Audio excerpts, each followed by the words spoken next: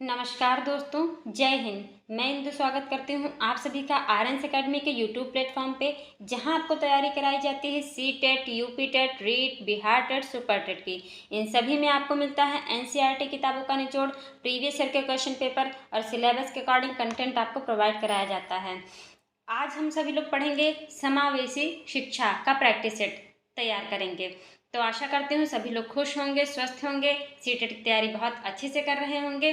Channel को सभी लोग सब्सक्राइब कीजिएगा, वीडियो को लाइक और शेयर कीजिएगा। शुरू करते हैं आज का पहला क्वेश्चन। समावेशी शिक्षा हमारा टॉपिक ही है समावेशी शिक्षा। तो सबसे पहले समझ लेते समावेशी शिक्षा होती क्या है। समावेशी शिक्षा वो होती है जहाँ समाज के सभी वर्ग के लोग, चाहे वे शारीरिक, आर्थिक, सामाजिक आदि के संदर्भ में किसी भी स्थिति में हों, वो बगैर किसी भेदभाव के सम्मिलित होते हैं और शिक्षा को ग्रहण कर सकते हैं, शिक्षा को ग्रहण करते हैं। उसी को ही क्या कहते हैं, समावेशी शिक्षा। जहाँ पे किसी भी बिना भेदभाव किए हुए जो शिक्षा प्रोवाइड करी जाती है, किसी भी प्रकार से बच्चा हो, शारीरिक, आर्थिक, सामाजिक, ठीक है, किसी भी तरह से अक्षम हो, लेकिन उसे कक्षा में समान रूप से शिक्षा दी जाए, उसे समावेशी शिक्षा कहते हैं। तो इसमें क्या आता है, ऑप्शन ए कहता है समावेशी शिक्षा के लिए हाशिए परिस्थित वर्गों से शिक्षकों को सम्मिलित करने से संबंधित है। बी, कक्षा में विविधता का उत्सव मनाती है। सी, दाखिले संबंधी कठोर प्रक्रियाओं को बढ़ावा देती है। डी, तथ्यों की शिक्षा से संबंधित है। तो समावेशी शिक्षा क्या कहती है कि हाशिए पर स्थित वर्गों से शिक्षकों को सम्मिलित करने से संबंधित है। कि मतलब कहा गया है इसमें कि अगर कोई भी बच्चा बाय द वे आर्थिक रूप से कमज़ोर है, शारीरिक रूप से कमज़ोर है, या फिर सामाजिक रूप से उसमें कोई भी अक्षमता है, तो क्या करेंगे, हाशिए पर स्थित वर्ग है वो, ठीक है, एक ऐसा वर्ग है कि किसी एक पर्टिकुलर उस पर दिया हुआ है, ठीक है, तो उसमें शिक्षक क्या करें, शिक्षक उन बच्चों को सम्मिलित करके उन बच्चों को पढ़ाए, समान शिक्षा के अवसर उपलब्ध कराए। इसे ही क्या कहते हैं, समावेशी शिक्षा। कि एक लाइन पे, एक बॉर्डर पे खड़ा हुआ जो बच्चा है उसको उससे और आगे बढ़ाए। अगर वह किसी चीज़ में अक्षम है तो उसे हर एक चीज़ में शिक्षकों की ये रिस्पॉन्सिबिलिटी है कि वो उसे समावेशी कक्षा में शिक्षा दे करके उसे समान प्रकार के समान अवसर उपलब्ध कराएं शिक्षा के, और फिर बच्चे को एक योग्य स्टूडेंट बनाएं, योग्य व्यक्ति बनाएं। इसे ही क्या कहते हैं, समावेशी शिक्षा। तो ऑप्शन नंबर ए बिल्कुल सही है। यहाँ पे शिक्षकों को सम्मिलित करने से संबंधित मतलब है कि शिक्षकों के द्वारा किनको, उन बच्चों को, उन स्थित वर्ग के बच्चों को सम्मिलित करते हैं शिक्षक, ठीक है, समावेशी कक्षा में। आते हैं अगले क्वेश्चन पे। समावेशी शिक्षा उस विद्यालयी शिक्षा व्यवस्था की ओर संकेत करती है जहाँ क्या, अभी हमने आपको बताया कि जो उनकी शारीरिक, बौद्धिक, सामाजिक, भाषिक या अन्य विभिन्न योग्यता स्थितियों को ध्यान में रखे बगैर सभी बच्चों को क्या करती है, शामिल करती है, उसे ही क्या कहते हैं, समावेशी शिक्षा। तो यही है हमारे समावेशी शिक्षा। Option number D question number 2 में बिल्कुल सही ऑप्शन है। आते हैं अगले क्वेश्चन पे। समावेशी शिक्षा में शिक्षक की सबसे कम महत्वपूर्ण विशेषता कौन सी है। ए, बच्चों के प्रति संवेदनशीलता। बी, विद्यार्थियों के लिए लगाव और धैर्य होना चाहिए। विद्यार्थियों की अक्षमताओं का ज्ञान ये भी होना चाहिए। शिक्षक का सामाजिक आर्थिक स्तर, ठीक है, तो इसमें सबसे कम शिक्षक का सामाजिक आर्थिक स्तर, इसमें क्या, समावेशी शिक्षा में शिक्षक की सबसे कम महत्वपूर्ण विशेषता क्या है। अब शिक्षक का सामाजिक आर्थिक स्तर कैसा भी हो, उससे इससे कोई मतलब नहीं। हमारी शिक्षा आजकल की क्या है, बाल केंद्र शिक्षा। तो इसमें ऑप्शन नंबर डी सबसे कम महत्वपूर्ण विशेषता पूछी गई है ना, कि सबसे कम महत्वपूर्ण विशेषता कौन सी है।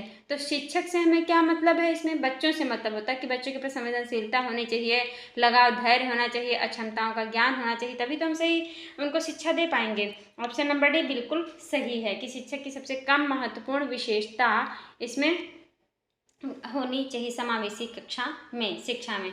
आते हैं अगले क्वेश्चन पे। समावेशी कक्षा में निम्नलिखित में से सबसे कम महत्वपूर्ण क्या है। तो सबसे कम महत्वपूर्ण क्या है, प्रतियोगिता और ग्रेडों पर कम बल देना, अधिक सहकारी एवं सहयोगात्मक ये होना चाहिए। सहकारी सहयोगात्मक विद्यार्थियों के लिए अधिक विकल्प भी होने चाहिए पढ़ने के लिए।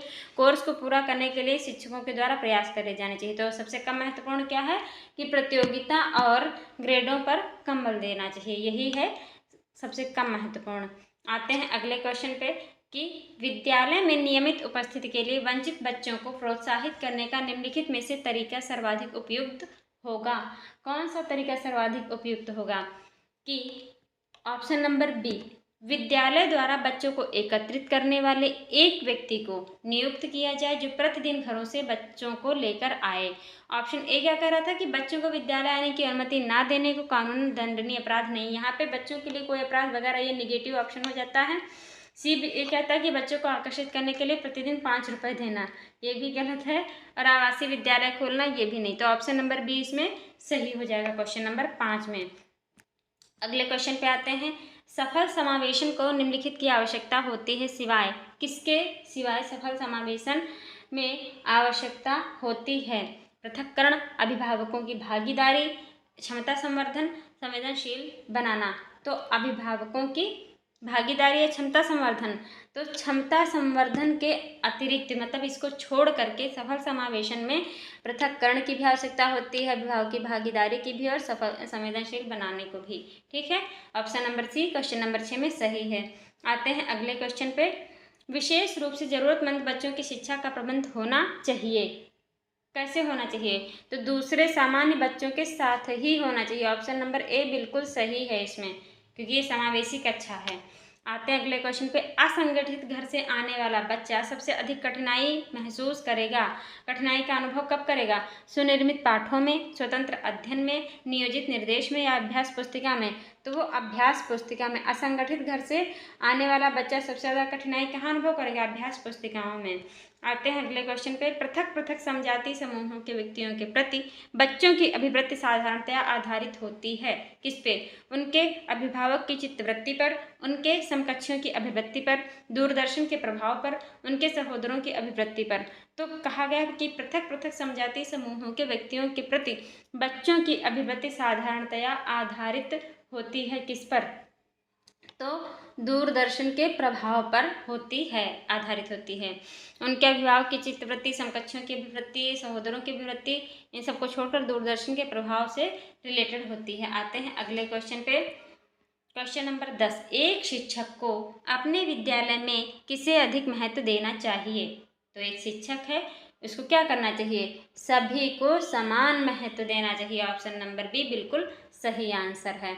आते हैं अगला क्वेश्चन, निम्नलिखित में से कौन सी अनुसूचित जाति जनजाति के छात्रों की प्रमुख समस्या है? कौन सी अनुसूचित जनजाति के छात्रों की प्रमुख समस्या है? अधिक परिवारों की निर्धनता, विद्यालय में सामान्य वर्ग के छात्रों द्वारा उनको पर्याप्त सम्मान नहीं दिया जाना, और इनके समाज में शिक्षा के पर्याप्त प्रचार प्रसार का अभाव। तो ऑप्शन केवल ए, केवल बी, केवल सी या फिर ये सभी?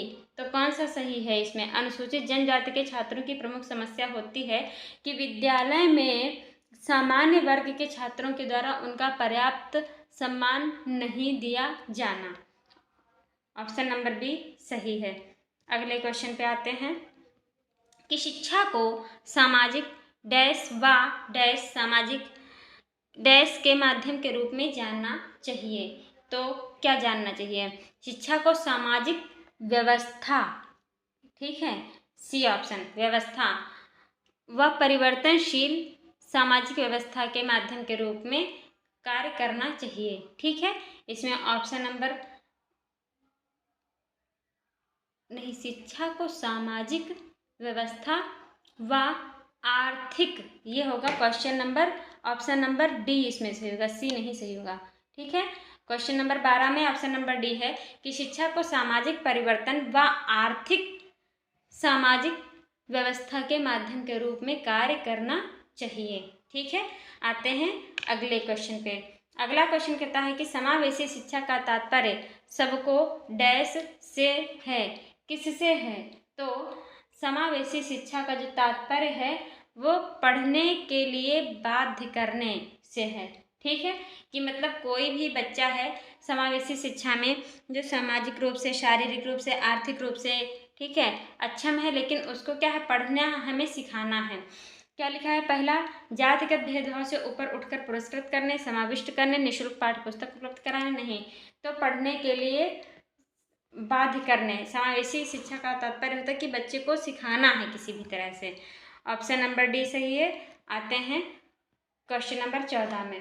14 क्वेश्चन कहता है कि डैश किसके अंतर्गत सभी विशेष शैक्षिक आवश्यकता वाले विद्यार्थियों को विद्यालय में प्रवेश को रोकने की कोई प्रक्रिया नहीं होनी चाहिए। ए समावेशी शिक्षा, बी बाल केंद्रित शिक्षा, सी प्रगतिशील शिक्षा, डी सर्वोदय शिक्षा।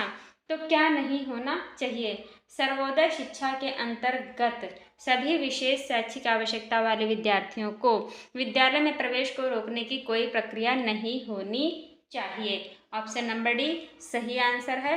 आते हैं अगले क्वेश्चन पे। वंचित समूहों के विद्यार्थियों को सामान्य विद्यार्थियों के साथ साथ पढ़ाना चाहिए, इसका अभिप्राय क्या होता है? इसका अभिप्राय होता है अपवर्जक शिक्षा, कि वंचित समूह के विद्यार्थियों को यदि सामान्य विद्यार्थियों के साथ साथ पढ़ाते तो अपवर्जक शिक्षा उसे कहते हैं। आते हैं अगले क्वेश्चन पे। अगला क्वेश्चन क्या कहता है कि सभी के लिए विद्यालयों में सभी की शिक्षा निम्नलिखित में से किसके लिए प्रचार वाक्य हो सकता है? तो ऑप्शन इसमें कौन सा सही होगा? संशक्ति शिक्षा, संशक्तिशील शिक्षा जो होती सभी के लिए विद्यालयों में सभी की शिक्षा के लिए प्रचार प्रसार वाक्य होता है संशक्तिशील शिक्षा। आते हैं अगले क्वेश्चन पे। निम्नलिखित में से कौन सी सर्वाधिक प्रभावकारी विधि हो सकती है जो आपकी इस अपेक्षा को पूरी कर सके कि वंचित विद्यार्थी अपनी भागीदारिता द्वारा सफल हो सकें? ए, आप उनकी सफलता हेतु उनकी क्षमता में विश्वास को अभिव्यक्त करें। बी, पढ़ाए जाने वाले विषय में आप अपनी रुचि विकसित कर सकें। सी, अपने लक्ष्य को महसूस करने के लिए बच्चों की अन्य बच्चों से प्रायः तुलना करते रहना। डी, इस बात पर बल देना कि आपकी उनसे उच्च अपेक्षाएं हैं। तो 17 में कौन सा सही होगा कि आप उनकी सफलता हेतु उनकी क्षमता में विश्वास को अभिव्यक्त करें। क्वेश्चन क्या कर रहा था कि निम्नलिखित में कौन सी सर्वाधिक प्रभावकारी विधि हो सकती है?